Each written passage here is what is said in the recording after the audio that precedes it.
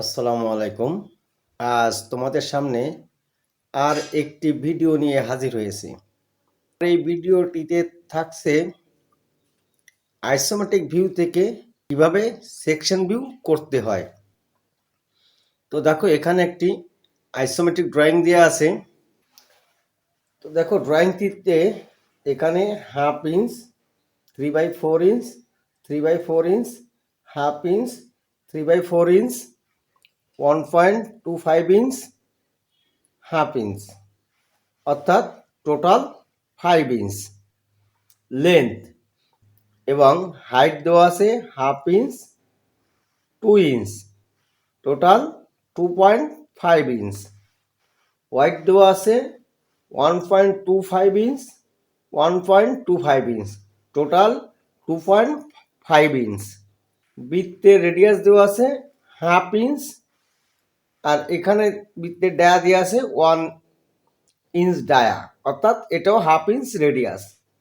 এইটা এবং এটা দুটোই বৃত্তেরই হাফ ইঞ্চ রেডিয়াস। এবং এখান থেকে রাইট হ্যান্ড সাইড ভিউ থেকে এই বৃত্তের সেন্টার দেওয়া আছে 1.25 ইঞ্চ এবং সেন্টার থেকে বড় বৃত্তের ডায়া দেওয়া আছে 2.5 ইঞ্চ। তাহলে এই বৃত্তের রেডিয়াস হবে 1.25 এবং এখান থেকে এর উচ্চতা দেওয়া আছে 1.25 ইঞ্চ। তো চলো ড্রয়িং শুরু করি। এই ড্রয়িংয়ের মাপ অনুযায়ী আমরা সর্বপ্রথম 3টি রেক্টেঙ্গেল করে নিব।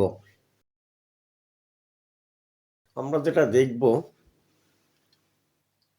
যেহেতু আমাদের এখান থেকে কাটিং প্লেন লাইন দেওয়া আছে এদিক থেকে এসে এদিক থেকে এই পর্যন্ত, অর্থাৎ মিডিল বরাবর, এখান থেকে এটা মিডিল বরাবর।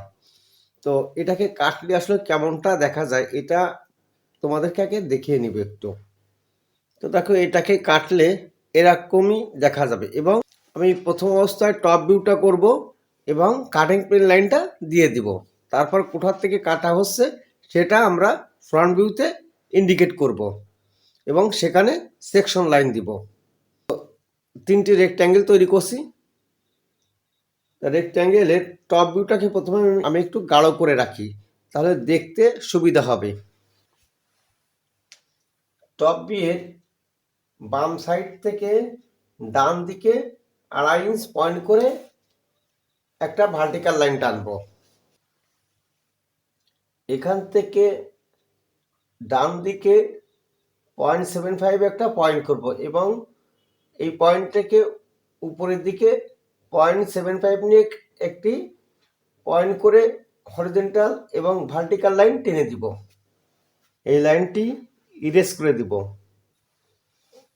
এখন এই পয়েন্ট বাম সাইডের এই পয়েন্ট থেকে ডান দিকে 1.25 নিয়ে একটি ভার্টিক্যাল লাইন টানবো উপরের দিকে এবং একই কর্নার থেকে উপরের দিকে 1.25 নিয়ে একটা হরিজন্টাল লাইন টানবো, শুধুমাত্র বৃত্তের সেন্টার তৈরি করার জন্য। এই সেন্টার থেকে হাফ ইঞ্চ পয়েন্ট করে একটা বৃত্ত তৈরি করব। এখান থেকে বাম সাইডে হাফ ইঞ্চ পয়েন্ট করে একটা লাইন টেনে নিব। এই সেন্টারের সোজা প্যারালাল করে এখানে সেন্টার লাইন টানতে হবে এবং এই বৃত্তের রেডিয়াসের সোজা হিডেন লাইন, এই বৃত্তের রেডিয়াসের সোজা হিডেন লাইন। এখন দেখো, যেহেতু আমাদের এখান থেকে অর্থাৎ এই যে কাটিং প্লেন লাইন এই মিডিল বরাবর এসে এখান থেকে এসে বৃত্তের 1/4 অর্থাৎ এখান থেকে এই যে এই পয়েন্ট থেকে 1/4 এই দিকে অর্থাৎ ফ্রন্টের দিকে কাটা হয়েছে। তাহলে আমরা টপে কি করব, এই সেন্টার বরাবর সোজা এসে এই সেন্টার থেকে নিচের দিকে, এই সেন্টার হয়ে নিচের দিকে একটা কাটিং প্লেন লাইন দেখাই দিব। টপ ভিউয়ের কাজ আমার পুরোপুরি শেষ হয় নাই, তারপরেও চলে যাব ফ্রন্ট ভিউতে।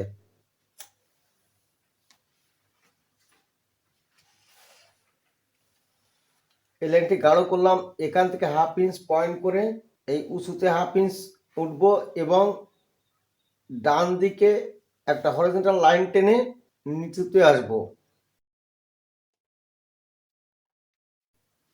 দেখো এই জায়গাটি এবং এটা করার অর্থ হচ্ছে এখান থেকে হাফ ইঞ্চ এবং উপরে উঠছে হাফ ইঞ্চ, এদিকে লাইন হরিজন্টাল লাইন, নিচে হাফ ইঞ্চ এবং এদিকে একটা লাইন টানতে হবে, অর্থাৎ এখান থেকে লাইন টানতে হবে।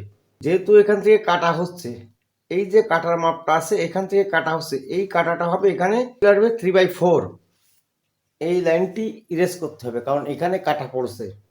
এখন এখান থেকে হাইটে 1.25 পয়েন্ট করে একটি সেন্টার লাইন টানতে হবে বাম দিকে। টপের এই ভার্টিক্যাল লাইনের সোজা এখানে একটা লাইন টেনে দিব।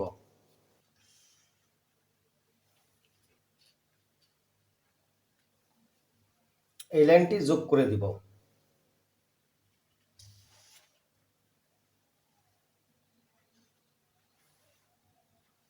এই পয়েন্ট থেকে অর্থাৎ সেন্টার থেকে হাফ ইঞ্চিতে আরেকটি লাইন ভিজিবল লাইন টেনে দিব, যেহেতু এই বৃত্তটি আমাদের এখানে কাটা হয়েছে। এখন এই যে কাটিং প্লেন লাইন এই সোজা এখান থেকে এখানে একটা ভিজিবল লাইন টেনে দেবো এবং এই যে বৃত্তের যে রেডিয়াস অর্থাৎ এখান থেকে যে কাটা হয়েছে অর্থাৎ এই যে কাটিং প্লেন লাইনটা এখান থেকে এসে এখানে কাটছে, এই সোজা একটি হিডেন লাইন, একটি ভিজিবল লাইন টেনে দিব।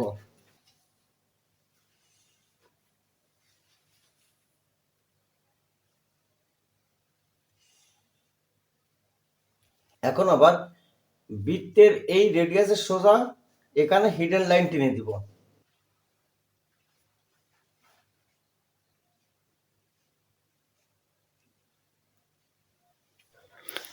এই সোজা হিডেন লাইন এবং এই লাইনের সোজা এই যে লাইন, এই লাইনের সোজা হিডেন লাইন, অর্থাৎ দেখো এই যে লাইনটি এইটা সোজা টপে হিডেন লাইন, একইভাবে এই সোজা টপে হিডেন লাইন।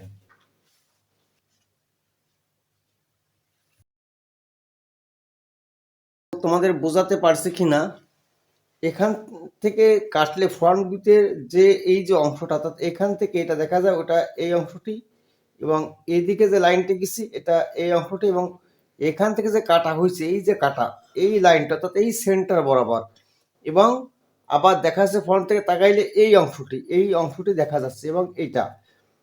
তো যদি এখানে দেখো একটু খেয়াল করে তাহলে দেখো বৃত্তের এখানে আমার কাটা লাইন, এখানে ভিজিবল লাইন, আর এই বৃত্তের মাঝে যে ফাঁকা জায়গা অর্থাৎ এই ফাঁকা জায়গা অর্থাৎ এখানে সেকশন হয়েছে এখান থেকে এই লাইনগুলা।